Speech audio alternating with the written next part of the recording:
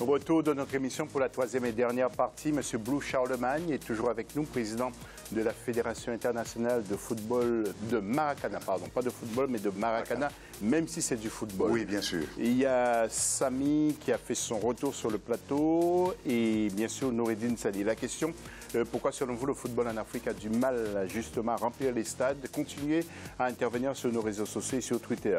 Coupe des Confédérations et mondiale à 48 équipes juste après ça.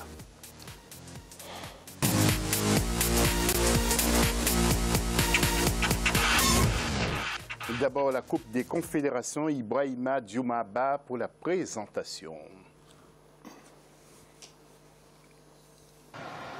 Les Lions indomptables du Cameroun, champions d'Afrique en titre de football, représenteront le continent à la Coupe des Confédérations Russie 2017. Cette compétition qui réunit l'équipe championne du monde en titre et les vainqueurs des coupes continentales, en plus du pays organisateur de la prochaine Coupe du monde, aura lieu du 17 juin au 2 juillet. Logé dans le groupe B, le Cameroun entrera en lice le 18 juin contre le Chili, champion de la Copa América 2016. Parmi les favoris, il y a l'Allemagne, championne du monde, le Portugal, vainqueur de l'Euro 2016 et le Chili. Le Cameroun garde tout de même ses chances dans cette compétition, notamment pour son expérience. Les Lions indomptables participent ainsi à leur troisième Coupe des Confédérations. Ils avaient atteint notamment la finale de l'édition 2003. L'équipe du Cameroun est sur une bonne dynamique de victoire depuis la CAN 2017. Cela s'est vérifié par la victoire sur le Maroc lors de la première journée des éliminatoires de la CAN 2019. Le 10 juin à Yaoundé. Le groupe A est composé du pays hôte, la Russie, du Portugal, de la Nouvelle-Zélande et du Mexique. Dans le groupe B, le Cameroun fera face à l'Allemagne, au Chili et à l'Australie. Le match d'ouverture opposera la Russie à la Nouvelle-Zélande à Saint-Pétersbourg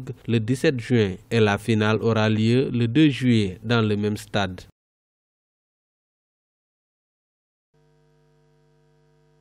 Noureddine Sali, nous allons voir le groupe A. Tout d'abord, Noureddine, vous allez me dire ou nous dire aux téléspectateurs ce que vous pensez de ce groupe A avec Russie contre Nouvelle-Zélande et Portugal contre le Mexique.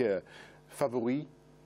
Oh, je ne pense pas qu'il y a un favori qui sort. Il y a le Portugal certainement de Ronaldo qui sort un petit peu, mais je pense que les chances sont égales. Il y a des équipes qui sont en train de se frotter, de se préparer pour le grand événement de l'année prochaine. Mais je pense que le Mexique aussi, c'est une équipe à ne pas négliger. Mais je pense que les chances sont à part égale, à part le Portugal. S'il est en bonne forme, s'il arrive avec tous les joueurs, on sait très bien que c'est l'arrière-saison là. C'est très difficile les automatismes pour les joueurs.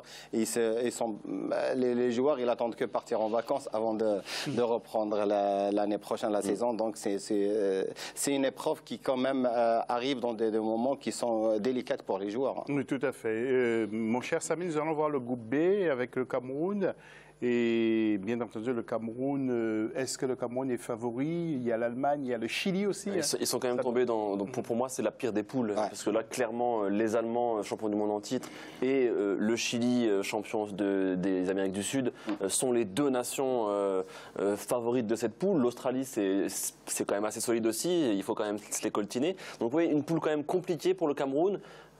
C'est vraiment dommage parce que je pensais vraiment que les Camerounais, s'ils gardaient cette dynamique de la CAN, de la dernière CAN, ils auraient peut-être pu jouer quelque chose. Là, quand même, le Chili, je sais qu'ils viennent avec le couteau entre les dents, ils veulent prouver, ils veulent faire quelque chose sur cette Coupe des Confédérations. Et les Allemands, on les connaît, hein, c'est vraiment difficile de les déloger. Donc pour moi, c'est vraiment dommage pour le Cameroun de tomber sur cette poule. Voilà, nous allons voir le tableau justement des matchs. Et M. Blue Charlemagne, à quand une Coupe du monde du football, du Maracana, pardon, justement. Nous allons voir d'abord... On va commencer sur le dos avec ça. Nous allons commenter les matchs d'abord du Cameroun avec le tableau que vous allez voir qui suit. Voilà, Cameroun-Chili, Cameroun-Australie et Cameroun-Allemagne. Ce serait sympa que le Cameroun gagne ces trois matchs. Mais moi, je ne sais pas, mais à contrario de mon frère, j'aurais dit que je suis plutôt heureux que ce soit ainsi. Comme ça, l'Afrique se valorise. Le Cameroun n'a pas eu une coupe à défaut. Le Cameroun sort de grands pays comme la Côte d'Ivoire, comme l'Égypte et tout ça, le Sénégal, pour être là. Ce n'est pas pour aller jouer contre des sous-fifres. Donc moi, je suis d'accord que nous soyons dans cette poule, nous, Africains, nous soyons dans cette poule des Allemands. nous serons dans cette poule des Chiliens qui ont, comme il a dit, le couteau entre les dents en venant, et ils comprendront que devant ce couteau-là, il y a de la détermination. Et nous allons faire bonne figure, je suis convaincu. Il y a eu un faux pas en match amical contre la Guinée, où on a dit, mais la Guinée démontre là qu'on ne s'est pas trompé en battant la Côte d'Ivoire hier. Ouais. Donc le Cameroun est dans son élément. En 2 mots, à quand une Coupe du Monde pour le Maracana? Nous la prévoyons à l'horizon 2020. Nous avons dit 2020 avec le Canada qui pointe déjà comme candidate à l'organisation, justement, comme nation organisatrice de cette édition. Depuis 2016, à Ouagadougou, ils se sont signalés. Mais il y a la Suède, ils sont en balance avec la Suède. Parfait. La Coupe du Monde a 48 équipes, justement, avec quelques images en illustration, et nous attendons ça en 2026. Alors, on a parlé, et la personne qui est la mieux placée que nous pour le savoir, 2 personnes sur le plateau, c'est Noureddine et Samy, on a parlé de la Coupe du Monde 2026 au Maroc.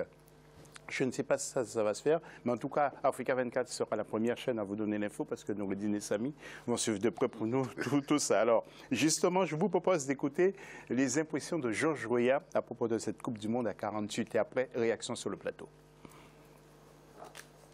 Il faut faire pour développer le football. De quoi, si c'est bon pour le football, bon, il faut accepter. Et j'espère que ça va bien marcher pour l'équipe parce que pourquoi ils ont fait ça? Peut-être il y a pas beaucoup d'équipes, ils veulent tout le monde participer. Et c'est très important pour le football, les maisons de football comme FIFA. Ils vont voir chaque année, chaque 4 ans, qu'est-ce qu'il faut faire. Aujourd'hui, tu as vu, le football s'est développé et le FIFA a fait beaucoup de choses. Tous les 4 ans, ils changent quelque chose qui est bon pour le football. Si ça c'est bon pour le football, je crois que c'est bien. Oui. Alors, pour briser l'injustice, moi c'est mon avis personnel, il faudrait donner une Coupe du Monde à l'Afrique. Le Maroc est mieux placé avec les problèmes de géopolitique. Vous pensez que ça peut se faire? Je ne pense pas qu'il y ait des problèmes géopolitiques d'abord au Maroc. Non, mais qui touchent le monde, quoi, je veux dire. Oui, oui. Donc, si ça tourne, je pense que si on prend les critères d'organisation, le Maroc, il est très, très bien placé à organiser cette Coupe du Monde. Je pense qu'actuellement, après les données qu'on a reçues dernièrement de la part de la FIFA, qu'il sera covoituré 3 pays qui l'organisent, aussi géographiquement, peut-être on va aussi heurter cette évidence et ces données qui nous donnent qu'on ne reste pas que sur un continent parce qu'on parle déjà d'une organisation avec le Portugal et l'Espagne, avec le Maroc. Est-ce que ça tient la route? De l'autre côté, les États-Unis, le Mexique et le Canada se préparent aussi de l'autre côté. On sait très bien le lobbying et les coulisses qui marchent beaucoup dans ces conditions-là. Je ne sais pas, le Maroc, en tout cas personnellement, je sais que sur l'aspect infrastructure et l'aspect préparation, parce que c'est la énième mois qui se présente pour l'organisation de cette Coupe du Monde. Ça fait un petit bout de temps que le Maroc... Oui, c'est la 5e. Ouais.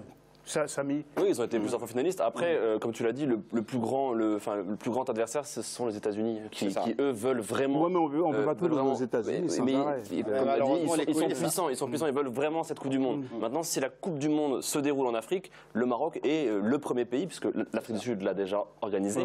Clairement, le Maroc est devant en termes de parc hôtelier, en termes d'infrastructure, tu l'as dit, en termes même les enceintes, les écrins, les stades. Ils sont présents, ils sont sortis de terre, et surtout l'Europe est fan du Maroc en termes pour ce qui est des fuseaux horaires, des horaires des matchs et tout, ça ferait grand bien à l'Afrique et à l'Europe. Donc voilà, c'est vrai que le Maroc a quand même beaucoup de points positifs. Maintenant, je dis, le seul problème, c'est vraiment les États-Unis qui, eux, désirent plus que tout avoir cette Coupe du Monde 2026. Voilà, la FIFA doit nous regarder, les membres de la FIFA, parce qu'ils ont entendu Samy, qui défend bien le Maroc. Monsieur Blou-Charlemagne, la Côte d'Ivoire n'est pas prête du tout. Hein. C'est pas pour demain. Non, pour la Coupe du Monde, non. Mais pour la Coupe d'Afrique, on se prépare. Il y a déjà le stade olympique des Bempé qui est en train donc de sortir de terre en ce moment. Et donc, qui va avoir plus de 120 000 places. Ça a été inauguré, enfin, ça a été lancé. 120 000 Oui, 120 000 places. Ça sort là maintenant de terre et c'est carrément Mexico. Mais voilà, c'est à l'ancienne. Et c'est sur plus de 200 hectares que le pays s'est donné. Et c'est un projet, je vous le dis, qui date de 1976, du temps d'Houphouët-Boigny, mais qui voit le jour maintenant avec le président Alassane. Mais on est vraiment heureux que cela soit pour 2020. Alassane, c'est un sportif, il aime le sport. Oui, bien entendu. Il semble qu'il a été gardien de but. Comme c'est mon président, je n'ose pas m'y prononcer. Qu'il a été gardien de but et donc il est le bienvenu au Maracana. Il garde bien la Côte d'Ivoire. Et il garde très bien la Côte d'Ivoire. tout cas, pour ce qui nous concerne. Oui, mais c'est un tout dernier mot sur l'ensemble de l'actualité sportive avant de passer aux réponses, Noureddine. Ça bouge beaucoup là dans le foot en ce moment. Oui, on suit, on a discuté avec Samy dans les coulisses par rapport à ces transferts et à le monde du football qui devient vraiment fou par rapport à ce phénomène. Samy l'a signalé tout à l'heure que peut-être on n'aura pas beaucoup de mouvements cet été-là à cause d'abord de la Coupe du Monde et aussi à cause des prix qui commencent à sortir avec des prix faramineux. Je pense que des jeunes joueurs qui n'ont aucune expérience internationale, avec tout le respect que je dois à tout le monde, qui feront les 100, les 120 000, voire les 140 millions d'euros pour les transferts. C'est aberrant. C'est inacceptable d'attendre autant d'argent pour des transferts de joueurs. Oui, c'est vrai que ça... Et pourtant, il y a des gens qui veulent de la misère dans le monde, et il y a des gens qui n'ont pas d'argent. C'est notre sujet, ça. Oui, non, mais c'est... Oui, ça grimpe de plus en plus. Après, les gens sont prêts à payer pour voir jouer ces joueurs. Donc voilà, ça amène cela. Des gens sont prêts à payer, les maillots, le marketing, les pubs. Et voilà, et on donne un prix aux joueurs. C'est ce qui rapporte aussi au club, parce que les clubs se font de l'argent grâce à ces joueurs. Donnez un peu au football, donnez un peu au Maracana. Mais voilà, c'est ce que j'allais dire. Revenons un peu aux fondamentaux du sport, l'olympisme. Parce que là, le sport, c'est un credo de solidarité et que la FIFA regarde un peu de ce côté, que ces grands annonceurs regardent aussi de ce côté. Il faut aller voir M. Infantino. Mais oui, je lui ai fait d'ailleurs une invitation officielle, dont je parle maintenant. Je lui ai fait à lui-même et à Ahmad Ahmad une invitation officielle pour la CAN. Au niveau du Mali, les 16 et 23, pour dire que nous entretenons les footballeurs à la base, on les livre au football, quand ils en sortent, pour ne pas qu'ils errent, nous les récupérons jusqu'à la fin de leur temps. Et donc nous sommes complémentaires du foot, et donc qu'ils nous aident également. Pour la CAN, c'est quel âge à quel âge, de quel âge à quel âge? 35 ans et plus pour les seniors et 45 ans et plus pour les vétérans. D'accord, il y aura deux catégories. Deux catégories. Et je pense que tout le monde remplit, sauf peut-être le jeu, je ne sais pas. Il fait les crédits quand même. Monsieur Boulot-Charlemagne, on avait beaucoup d'estime pour vous. Ça va. À la fin de l'émission, il manque de respect comme ça. Oui, on va vous présenter notre carte d'identité après l'émission. Vous allez voir quelle est. On va retirer tout ce qu'on a dit. C'est en plus un commissaire de police qui parle. Hein. Oui. Donc, voilà. Oui, en plus, il y aura un contrôle. Voilà, il y aura un contrôle. Oui, alors, pour la réponse à la question G, pourquoi, selon vous, le football en Afrique a du mal, justement, à remplir les stades? Beaucoup de réactions. Je peux vous dire que ça a beaucoup bougé. Et Patrick Makobo qui nous dit pas de sécurité dans certains stades et le football n'est plus ce qu'il était. Il y a Stéphane Caudroux qui nous dit parce que les dirigeants ne le valorisent pas comme en Europe. Et puis Melchidetek et Jérémy Modeste qui nous dit c'est quand tu as l'argent que tu vas au stade, si tu n'as rien à la maison, pas d'amusement. Et puis sur Twitter aussi, sur Twitter, il y a eu beaucoup de réactions. Tiens, je prends un exemple à la vol. Ousmane Diop qui nous dit manque de moyens et de professionnalisme, manque d'attractivité, de popularité, absence des sponsors et annonceurs. Voilà pour l'essentiel de l'actualité du foot dans l'FC sur Africa 24. Restez avec nous pour d'autres infos. Merci à Noureddine, merci à Blue Charlemagne, merci à Samy Mochtabi, merci aussi à Sandam, le boxeur franco-camerounais. Excellente nuit et puis on se dit à la semaine prochaine. Salut. Merci à toi.